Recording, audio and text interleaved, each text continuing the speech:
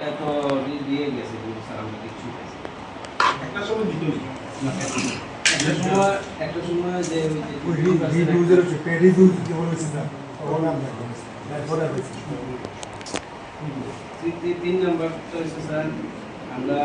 3% আমরা প্রতি বছরই নিয়ে যাব এবং আমরা চাই 5% ইনক্রিজ করে দেব 4 নাম্বার হচ্ছে স্যার আমরা আগে এক বছর শুধুমাত্র 3 নাম্বার পেপার তিনটা তুমি আর কিছু না শুধু 3% ইনক্রিজ হয় আপনার সঙ্গে বোনাস না কিছু না না তোদের সময় অর্ডার অনেক করে আগে বোনাসটা বানা দিত অ্যাডভান্স তো নিলে দিত আচ্ছা ঠিক আছে 4 নাম্বারটা হচ্ছে স্যার যেহেতু আমরা এতদিন চুক্তিভিত্তিকভাবে চাকরি করে আইছি অনেকের বয়স প্রায় 55 উপর হয়ে গেছে তো কদিন করে স্যার কিছু সারাই বাড়ি যেতে গেল স্যার আমরা যে রিটায়ার্ডের বিষয়টা স্যার 60 বছর থেকে 65 বছরে করতে হবে একটা দাবি আছে 5 নাম্বারটা হচ্ছে স্যার আমি কইছি স্যার দিয়ে ব্যাপার অন্যান্য কর্মচারীরা যে সময় দিয়ে পায় তারা আমি করে স্যার আমরাও যাতে বঞ্চিত না করে রাখি তার জন্য এই দাবিটা আর 6 নাম্বারটা তো স্যার 6 নাম্বারটা আমি লাস্ট পেজ আছে তো 6 নাম্বারটা স্যার সারা 57টা একদম কারেক্ট আমি স্বীকার করতেছি এটা 6 নাম্বার যেটা এটা দিয়ে শুরু করি 6 নাম্বার যেটা এটাই লেখনটা ভাবটা আমি আসলে প্রথমে যখন আমার কইছি আমি তো ধীরে ধীরে বিভিন্ন ব্লকের সমস্যা আছে আমার জানা আছে আমরা যখন জানছি আমরা কিছু সার্ভিস সিরিয়াসটা আমি খোঁজ করে দেখলাম যে এটা হয়েছে আমার একজন স্টাফ হয়ে যায় কারণ এটা হয়েছে আমাদের যে না ডেজিগনেশন কি রে আমি একটা সিকিউরিটি দিয়েছি পঞ্চায়েত বাবু আমার কিছু সাপ দিন না মারি না আমি খুব সেটটা গেছি গল্প দিতে গেছি যে না এটা সিরিয়াস কথা যেহেতু আমি দিয়ে সার মারি না সামনে মারে ঠিক আছে না জয় দেবো তো লগে আমি এটাকে এখানে করি আমি ঠিক আছে আমি অভিযোগ দিয়ে আলোচনা করেছি দুইবার না তিনবার আলোচনা করেছি তো তার কাছে একটা সিকিউরিটি তারপরে আমি একটা চিঠি দিয়েছি চিঠি দেওয়ার পরে গতকালকে আর বলে গেছি স্যার আমি আজকে কথা দিচ্ছি আর আমি সে ওই সাইডটা যদি ঠিক হয় ঠিক হলে আমি ঠিক আছে আপনার নাও কালকে আয়ো কালকে আরেকটা সিটি আমি ইমেলটা দিয়ে দেবো সেকেন্ড তাহলে ওইখানে যখন গেছে বলছে ফিনান্স ডিপার্টমেন্টে যাবে ফিনান্স ডিপার্টমেন্টের থেকে আমি তো সাইবার সিকিউরিটি এনে দেখে সাইবার সিকিউরিটি এনে গেছে রাকেশ গেছে পাঁচ অভিযোগ গেছে গেছে তো সেটা কোনো ব্যাপার না সাইবার আমরা দিয়ে দেবো সাইবার এটা সিম্পল ম্যাটার এটা দিয়ে দেবো যাই হোক আমি কালকে বা পরশু আমি আরেকটা সিটি কালকে আজকে আমি একটা মিসে কাম দিতে কালকে আমি একটা সিটি দিয়ে দেখা যাবে এছাড়া তো আর কিছু করার না ফিনান্সিয়াল অ্যালাউন্স হয় ডিক্লেয়ার দিয়ে খরচ থেকে ওটাও পুরো পাঠান সিবি আকারে পাঠান অলরেডি আমরা আমাদের ডিএম স্যারের মিটিংয়ে আমরা ডিএম স্যারের তো অনুমতি ছিল কিন্তু যে একটা আমরা জানেন আমি সবসময় যখন মিটিং করছি এবার যখন আপনার যে খাতে টাকাটা এই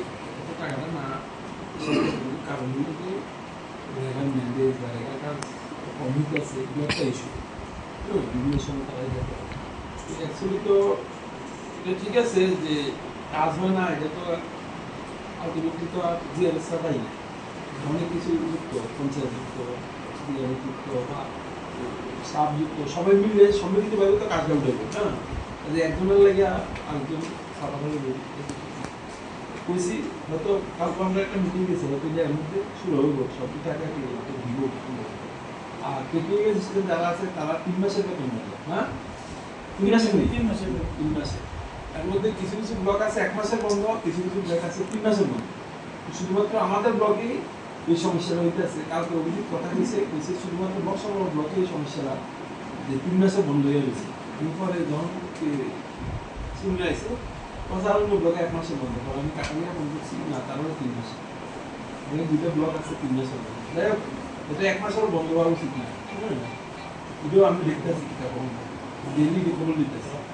রিয়েল ইনক্রিমেন্টের ব্যাপারটা তো আমি করে ফাটানো কিন্তু না করে ফাটানো বুঝেননি বুঝেন ম্যাডাম আমরা increase salary with structure with marks BBG panchayat department অন্ত স্কিম গভর্নমেন্ট থেকে করে স্যালারি ব্যাপারটা গভর্নমেন্ট নীতি করে আমার কাছে রিসেন্ট ভালো কথা এই করে পাঠানো প্রয়োজনে আমরা এটা তো আমরা হাতে না আমরা ডিমান্ডে আমরা রিটেন আইটেম করে পাঠাবো বুঝলি আমার ডিউটি আর রেগুলার এসব অনলাইন জানতে এই তো সেম রেগুলারের ব্যাপারটা আমরা ওটাও তো আমি সহমত গভর্নমেন্টের যে মেইন প্রায়োরিটি সেক্টর মানুষের জীবন জীবিকা যে সবচেয়ে বেশি ইম্পর্টেন্ট যে জিনিসটা লিখত যেগুলো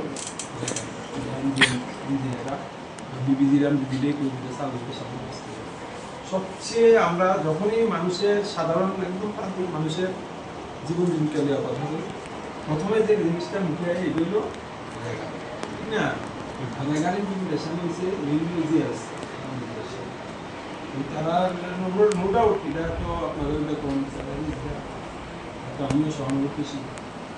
আমরা অবশ্যই দোকান থাকে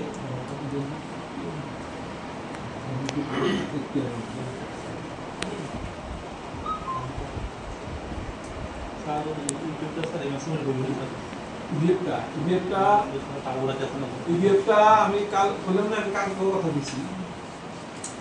কাল তো আবার আমি সিটি দিব প্লাস আমি একদম লাগিয়ে দিচ্ছি আমি বাদজি একজন পানিশমেন্ট ফাঁক সত্য কথা কারণ একটা স্টাফ যদি পানিশমেন্ট না পায় তখন আজ পাইছে না কিন্তু আইই না পুলিশে আমি একজন একাধিক রেজিস্ট্রেশন কাম শুরু করে কিন্তু আপনারা সব কিছু বলি করতেছেন ঠিক নেই আপনার মধ্যে থেকে একজন আইয়া যদি আমার কয় যে না হ্যাঁ লাগতেন তারপরে এমন শিখতে সারা যদি করে মুখে কালি গালাজ বকা করে এটা দুটা করতে কিছু ঠিক নেই যদি আর একটা পানিশমেন্ট দিতাম একটা কষান দিতাম শক্ত করিয়া তাহলে হয়তো রেগুলার হইতো তো অফিসে আইতেছে না আমি এটা জানাইছি উপরে বেতন কাটতে আসি তাহলে এমন না যে পানিশমেন্ট দিতে না প্রত্যেক মাসে যত দিন আই না আমি আইন অনুযায়ী তার বেতনটা কাটতে পারতেছি আমার আর কি করা আমার এগুলো কি বাকি গেলেও তার একটা মিট করে লেগে সিটি ভাড়ে তার মিট করে লেগে সিটি ভাড়ে তো আমরা একটা নিউ মিউজিক গ্রাউন্ড আছে ওটা তুমি সার করেন না না আমার কি করা আরেকজন তো আছে জানেন গাড়ি আমি শেষ পর্যন্ত বাদ দিয়া উপরে পড়ে গেছি দুজন স্টাফে অকর্মণ্য জীবন স্টাফ আমি একটু পুরো জানাচ্ছি তার বিরুদ্ধে আমি যত শেয়ার নেওয়া অভিষেক না বেতন কাটতে আসি শোকজ করতে আসি ওগুলো শোকজগুলো এক গাড়ি হয়ে গেছে টাকা নিচ্ছে একসাথে নিতে আসি বেতন কাটতে আসি প্রতি মাসে বেতন কাটছে কোনো হেল্প নেই আজকে আমার শুধু সে হেভিসুয়াল লেট কামা হেভিসুয়াল এটা আজকে না সে দীর্ঘদিন ধরে এই সমস্যা ঠিক আছে আপনারা সহকর্মী হ্যাঁ আমি যদি আমি কিছু বেশি পানিশমেন্ট জায়গা করবো যে কী টাকা করতে পারবো না সাফার হইতে আছে কি একজনের লাগে সবাই সাফার একজন তো সত্য আছে সবাই সাফার হইতে আছে তুমি আমি যদি মনে হয় একজন সে তো মানুষ এমপ্লয়ি ওয়েলফেয়ার অ্যাসোসিয়েশনের উদ্যোগে আমরা বক্সনগর আইডি ব্লকে ছয় দেওয়া দাবি নিয়ে বিদ্যুৎ স্যারের কাছে আমরা ডেপুটেশন দিই। আমাদের ছয় দেওয়া দাবির মধ্যে প্রথম দাবি হচ্ছে আমাদেরকে রেগুলার করা দীর্ঘদিনের দাবি। দ্বিতীয় নাম্বার হচ্ছে অন্যান্য কর্মচারীর মতন আমাদের বেতন স্ট্রাকচার তৈরি করা। 3 নাম্বার আমাদের 3% ইনক্রিমেন্টকে বাড়িয়ে এটা 5% করার জন্য আমরা দাবি জানাচ্ছি। 4 নাম্বার আমাদের যে বয়স 60 বছর যে ধার্য এটাকে 65 বছর করার জন্য আমরা দাবি জানাচ্ছি। 5 নাম্বার হচ্ছে সরকারি কর্মচারীদের নিয়ে আমাদেরকে যাতে দিয়ে দেওয়া হয় তার জন্য আমরা দাবি জানাচ্ছি। সর্বোপরি আমাদের ত্রিপুরা রাজ্যে 58টি ব্লকের মধ্যে একমাত্র বক্সনগর ব্লক মধ্যে আমাদের যে ইপিএফ প্রায় 10 মাস ধরে এটা আপডেট নেই। এই বিষয় নিয়ে বিদ্যুৎ স্যারের সাথে আমরা দীর্ঘ আলোচনা করছি। উনি আশ্বাস দিয়েছেন এর মধ্যে এটা শেষ করবে। আমার দেশের স্বাদ গন্ধ আমার সবচেয়ে প্রিয়। আমার জয় যেমন দেশের জয়, দেশের আনন্দ মানে আমার আনন্দ। লংতরাইয়ের গুঁড়ো মশলা হোক বা সর্ষের তেল, আমার দেশের প্রোডাক্ট। আর সেই লংতরাই দিয়ে রান্না যখন খাই তখন পাই দেশের স্বাদের আনন্দ। সবার সাথে সেই স্বাদের আনন্দ ভাগ করে নেবার মজাই আলাদা। দেশের স্বাদের আনন্দ লংতরাই।